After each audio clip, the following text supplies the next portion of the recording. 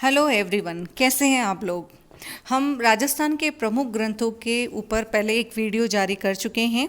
आज हम राजस्थान के प्रमुख इतिहासकारों के बारे में पढ़ेंगे।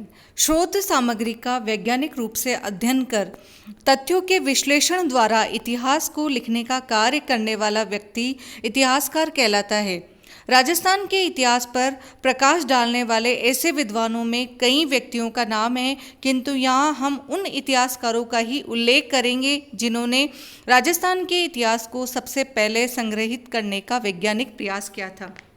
इसमें मुर्नूत नैन्सी, कर्नल जेम्स टोड, कविराज श्यामल दास, पंडित गौरीशंकर हीरानंद ओझा और सूर्यमल मिश्रण, इनके ग्रंथों के बारे में और इनके जीवन परिचय के बारे में आज हम अध्ययन करेंगे। तो चलो आइए स्टार्ट करते हैं। राजस्थान के प्रमुख इतिहासकार, सबसे पहले मुर्नूत नैन्सी। नैन्सी का जन्म नवंबर 9, 1610 में जोधपुर में हुआ था। यह ओसवाल वैश्यों की मुर्नूत गोत्र से था। इनके पितामह मुर्नूत या मुर्नूत अथवा महता अंचल जोधपुर के राव चंद्रसेन की सेवा में थे, जबकि इनके पिता जयमल महाराजा सूर सिंह और गज सिंह की सेवा करते थे। नैन्सी जयमल के ज्येष्ठ पुत्र थे। इनकी शिक्षा दीक्षा अच्छी प्रकार से हुई थी। 22 वर्ष की आयु में नैन्सी को भी महाराज गजे सिंह की सेवा में सम्मिलित कर लिया गया। गज सिंह के शासन में नैन्सी को सैनिक और प्रशासनिक कार्य प्रदान किए गए, जिनका उसने योग्यता द्वारा निर्वहन किया था। इसलिए गज सिंह जी के उत्तराधिकारी महाराजा जसवंत सिंह ने इसकी योग्यता के फलस्वरूप 1658 में उसे राज्य का दीवान मुख्यमंत्री नियुक्त किया। वे जसवंत सिंह के विश्वास पात्र रहे। दीवान के पद पर कार्य करते हुए नैन्सी ने जोधपुर राज्य में कई आर्थिक और प्रशासनिक सुधार किए। जब औरंगजेब ने शिवाजी का दमन करने महाराजा जसवंत सिंह को दक्षिण में औरंगाबाद थाने में नियुक्त किया, तो नैन्सी और उसका भाई सुंदरदास भी उनके साथ गए थे। औरंगाबाद न जाने किस कारण से महाराज खफा हो गए और दोनों भाइयों को कैद में डाल दिया। 1-2 वर्ष पश्चात 1 लाख रुपया जुर्माना कर उन्हें छोड़ने का आदेश हुआ, किंतु इन्होंने दंड देना स्वीकार नहीं किया। तब इन्हें जोधपुर भिजवाने के आदेश दिए गए, परंतु नैन्सी ने कैद में अगस्त 3, 1670 ईस्वी को 60 वर्ष की अवस्था में आत्महत्या द्वारा जीवन समाप्त कर लिया। एक लेखक के रूप में नैन्सी का परिचय हम आज पढ़ेंगे। राजस्थान के इतिहास में नैन्सी का महत्व प्रशासक की दृष्टि से नहीं बल्कि इतिहासकार के रूप में है। उसने 2 महत्वपूर्ण ग्रंथ लिखे। एक का नाम मुर्नूत नैन्सीरी ख्यात और दूसरे का जो नाम है मारवाड़ रा परगनारी विगत। ये दोनों इतिहास के शोध में विशिष्ट महत्व रखते थे। 1643 में नैन्सी ने राजपूत राज्यों का प्रामाणिक इतिहास लिखने के लिए तथ्यों का एकत्रित करना शुरू किया। परगने के हाकिम के पद और सैनिक कार्यों की वजह से राज्य के बाहर उनका आना जाना, जगह जगह के लोगों से उनका संपर्क आदि ने उनके लेखन कार्य में अच्छा सहयोग दिया था। उन्होंने अपने पद के प्रभाव स्वरूप वंश परंपरागत इतिहास लिखने वाले चारणों, बड़वों, भाटों से सामग्री मंगवाई और मारवाड़ तथा अन्य राज्यों से संबंधित प्राचीन गीत, दोहे, कविता, बातें आदि एकत्रित कर अपने द्वारा लिखे जाने वाले इतिहास का आधार तैयार किया। मारवाड़ राज्य का पुरालेख तो उनके नियंत्रण में ही था ही सही, जिनका वह जब चाहे प्रयोग कर सकते थे। इस प्रकार नैन्सी ने अपने ग्रंथों को प्रामाणिक बनाने के लिए वैज्ञानिक दृष्टिकोण का परिचय दिया। नैन्सी की मारवाड़ परगनारी विगत राजस्थान की ऐतिहासिक सांख्यिकी अर्थात गजेटियर है। इसमें गांवों और परगनों की उत्पत्ति के साथ साथ उनके ऐतिहासिक भूगोल का हवाला प्रदान कर नैन्सी ने विगत को महत्वपूर्ण सूचना स्रोत के रूप में प्रतिष्ठित किया है। इसलिए इसे गांवोरी ख्यात भी पुकारा जाता है। अन्य ग्रंथ ख्यात में युद्ध, नायक, योद्धाओं, महत्वपूर्ण व्यक्तियों के साथ ही घटनाक्रम, तिथियों और संवतों का पारस्परिक संबंध, विभिन्न राज्यों का इतिहास आदि सहित राजस्थान की आर्थिक गतिविधियों का वर्णन मिलता है। नैन्सी ने राजस्थान के सांस्कृतिक क्रियाकलापों में जातियों के रीति रिवाज, विवाह, सगाई की रस्मों त्योहार, पर्व की प्रक्रियाओं, मेलों, उत्सवों के महत्व पर भी ख्यात में लिखा है। यहाँ तक कि नैणसी ने भौगोलिक वर्णन में पहाड़, उनके नाम, नदियाँ, उनके लंबाई, उनके आसपास बसे गांव, मैदान, विशेष भवनों आदि को भी ख्यात में उल्लेखित कर अपनी सूक्ष्म दृष्टि का परिचय दिया है। नैणसी राजस्थान के अबुल फजल। मुंशी देवी प्रसाद ने नैणसी को राजपूताने का अबुल फजल कहा था। इस ख्यात में कुछ बहुत ज़्यादा अच्छा होते हुए भी कुछ कमियां दिखलाई देती है, क्योंकि 1452 के पहले की वंशावलियों को भाटों की पोथियों से लिखे जाने के कारण इसमें वर्णित नामों की अशुद्धियां ख्यात में पाई जाती है। ख्यात लिखते समय जितने स्रोतों से नैणसी को जानकारी मिली उसने उन्हें लिख दिया। इससे कई घटनाक्रमों का क्रम सही नहीं होने से घटना भ्रम उत्पन्न होता है। तिथियां सही नहीं है और ख्यात क्रमवार नहीं है। इन कमियों को ध्यान रखते हुए ख्यात का उपयोग किया जाए तो नैणसी के ग्रंथ फारसी भाषा के इतिहास के ग्रंथों की सह पूर्ति करने में अपना महत्व रखते हैं। दूसरा हम पढ़ेंगे कर्नल जेम्स टोड के। राजस्थान नाम कर्नल जेम्स टोड का ही दिया हुआ है। टोड का जन्म 20 मार्च 1782 को इस्लिंगडन नगर में हुआ था। कर्नल जेम्स टोड की शिक्षा लंदन में हुई। 19 वर्ष की आयु में तकनीकी शिक्षा पूर्ण करते ही 1800 ईस्वी में टाड को ईस्ट इंडिया कंपनी में नौकरी मिल गई। उन्हें भारत की यूरोपियन रेजिमेंट में इंजीनियर, जो भूतपूर्व इंजीनियर के पद पर भेजा गया था सर्वे के लिए, भू सर्वे के लिए। टाड की भूगोल में गहन रुचि थी, इसलिए इंग्लैंड से भारत आते समय कुछ उल्टे पुल्टे नक्शे साथ में लाए थे। उन्होंने मानचित्र को सही करने का निश्चय किया। इसके लिए वो भारत में भ्रमण करना चाहते थे, किंतु सिंधिया का ईस्ट इंडिया कंपनी से समझौता होने से कर्नल जेम्स टोड को 1805 में दौलत लाओ सिंधिया के दरबार ग्वालियर में अंग्रेज सैनिकों की टुकड़ी का रेजिडेंट नियुक्त किया गया। 1817 तक उन्होंने राजस्थान का इतिहास लिखने के लिए अच्छी सामग्री एकत्रित कर ली थी। इस प्रकार एक भूगोल प्रेमी इतिहास लिखने की ओर मुड़ गए। उनकी राजस्थान के प्रति रुचि देखते हुए कंपनी ने 1 जून 1818 ईस्वी को उन्हें दक्षिणी पश्चिमी राजपूताने का रेजिडेंट बनाकर उदयपुर भेजा। 1822 तक उन्होंने यहाँ काम करते हुए राजस्थान के इतिहास के नोट्स बनाने का भी काम किया। इसको तैयार करने के लिए उन्होंने संस्कृत, उर्दू, फारसी भाषाविदों की सहायता ली। राजस्थान में रहते हुए उन्हें राजपूत जाति शासकों से काफ़ी लगाव हो गया था। उनके अधिकारियों को कंपनी के प्रति उनकी स्वामी भक्ति पर संदेश होने लगा था, इसलिए उन्हें 1822 में त्यागपत्र देकर इंग्लैंड लौटना पड़ा। इंग्लैंड में रहते हुए उन्होंने इतिहासकार की जो सामग्री को प्रकाशित करने का निश्चय किया। उनका प्रसिद्ध ग्रंथ annals and antiquities of Rajasthan का प्रथम भाग 1829 तथा द्वितीय भाग 1832 में प्रकाशित हुआ, किंतु तीसरा ग्रंथ पश्चिमी भारत की यात्रा का प्रकाशन 1839 ईस्वी में होने से पहले 17 नवंबर 1835 में ही उनकी मृत्यु हो गई। कर्नल टॉड ने अपनी पुस्तकों में राजस्थानी नहीं अपितु भारत के प्राचीन इतिहास की कई ऐतिहासिक सामग्री को भी लिखा है, जो किसी दूसरे ग्रंथों में नहीं मिलती। एनाल्स के प्रथम भाग में राजपूताने की भौगोलिक स्थिति, राजपूतों की वंशावली, तत्कालीन सामंत व्यवस्था और मेवाड़ राज्य का इतिहास है। दूसरे भाग में मारवाड़, बीकानेर, जैसलमेर, आमेर, हाड़ौती के राज्यों का इतिहास है, जबकि पश्चिमी भारत की यात्रा के अंतर्गत उसके द्वारा किए गए भ्रमण के व्यक्तिगत अनुभव के साथ साथ राजपूत समाज में प्रचलित परंपराओं, अंधविश्वासों, आदिवासियों के जीवन, मंदिर मूर्तियों, पंडे पुजारियों, घुमक्कड़ जातियों के बारे में विस्तार से लिखा है। इसके अतिरिक्त गुजरात के अहिंदवाड़ा, अहमदाबाद और बड़ौदा के इतिहास पर भी इसमें सम्मिलित किया गया है। एक विदेशी होते हुए भी राजपूत समाज के नीति नियम, रीति रिवाज, राजपूत शासन व्यवस्था की पूर्ण जानकारी के लिखा है। उनसे उनकी प्रतिभा का पता चलता है। कुछ ग्रंथों में जो है भ्रांतियाँ और अस्पष्टताएं विद्यमान हैं। वह अंग्रेजी भाषा के ज्ञाता थे और उसे जो फारसी, संस्कृत तथा राजस्थानी का ज्ञान नहीं था।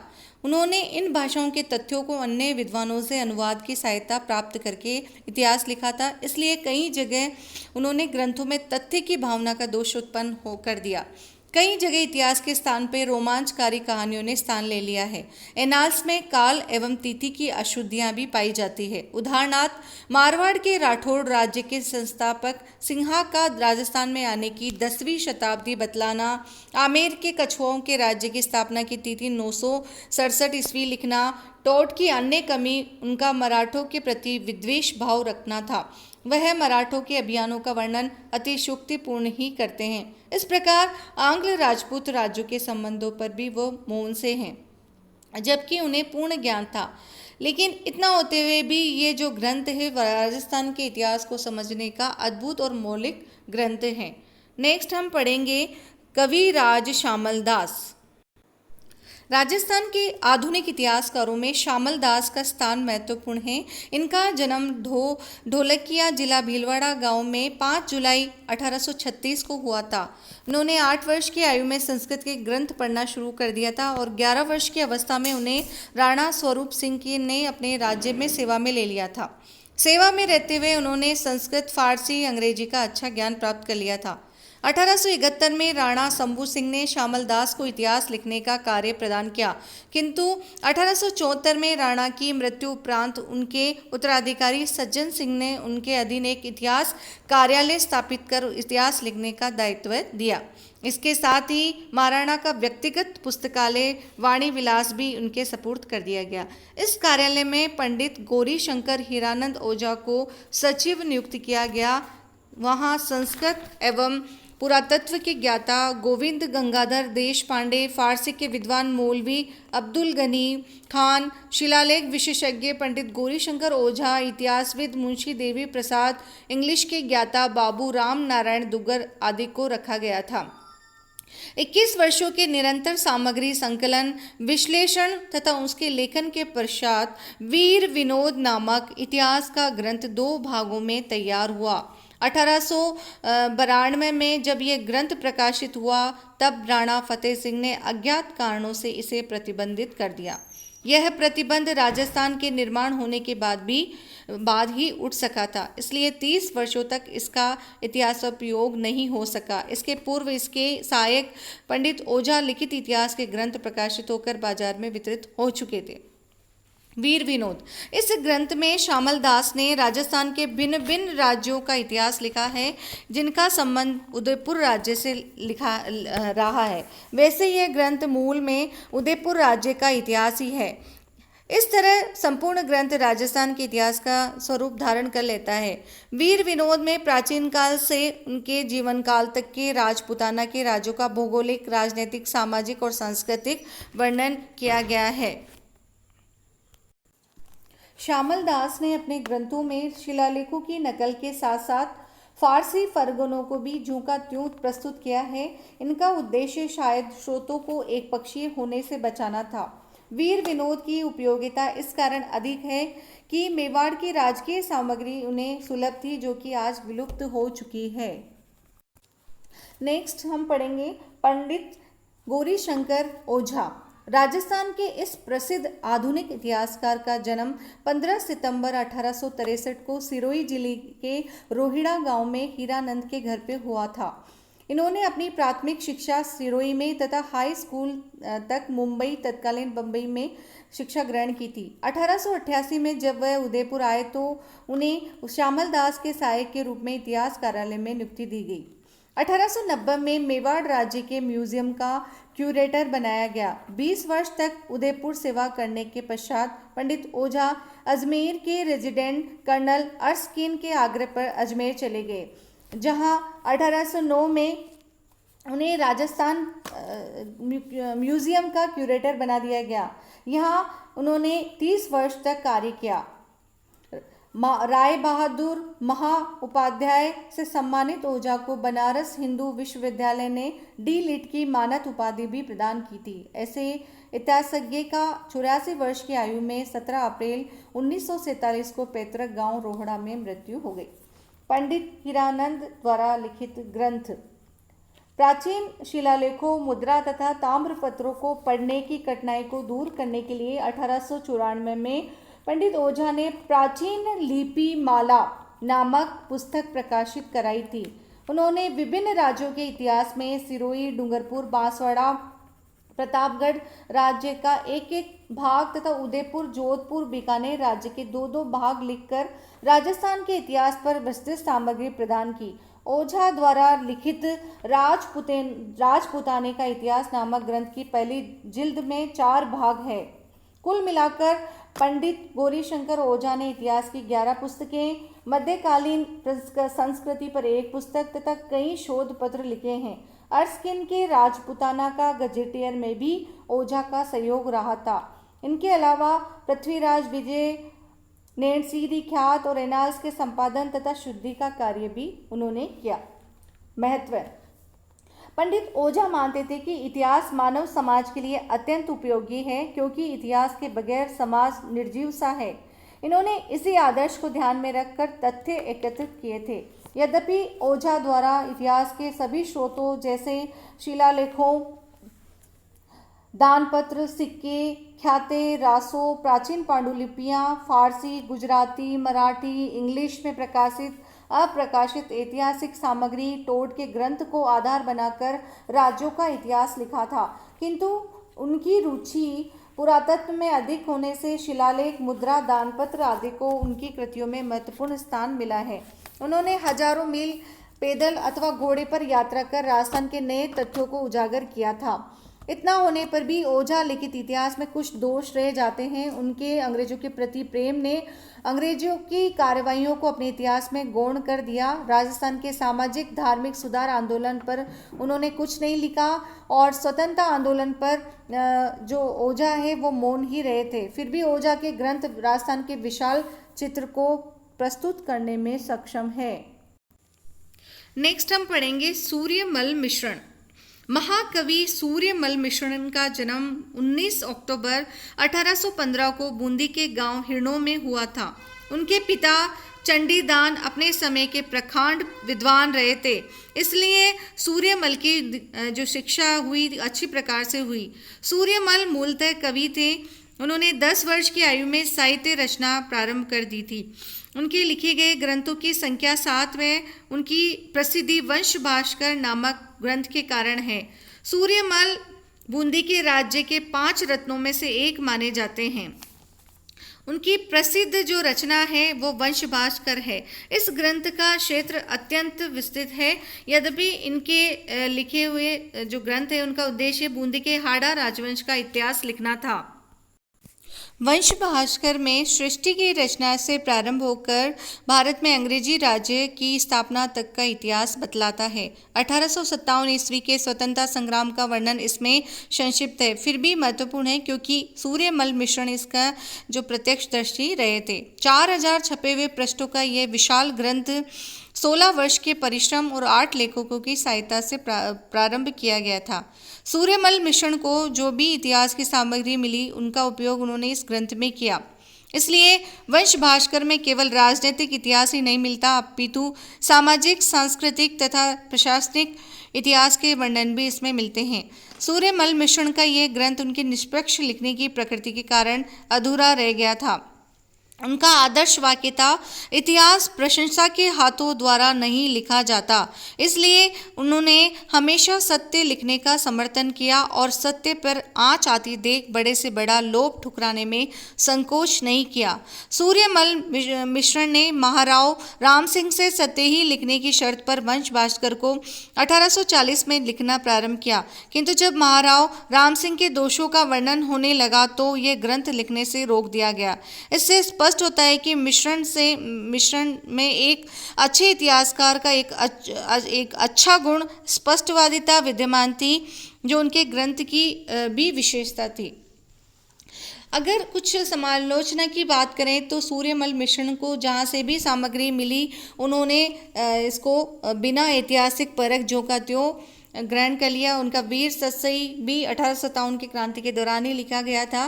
इस कारण पर जो पंडित गौरी शंकर ओझा ने कहा है कि मिश्रण ने इतिहास लिखने में विशेष खोजी हो ऐसा नहीं पाया जाता, परंतु उनके ग्रंथ से स्पष्ट है कि वह इतिहास के प्रति अपने उत्तरदायित्व के प्रति सजग थे। उन्होंने उपलब्ध सामग्री के आधार पर मत निर्धारण का प्रयास किया और उसे छुपाया भी नहीं। मिश्रण ने लिखा है कि प्राप्त सामग्री में एक ही तथ्य के 20 रूपांतर मिलते हैं।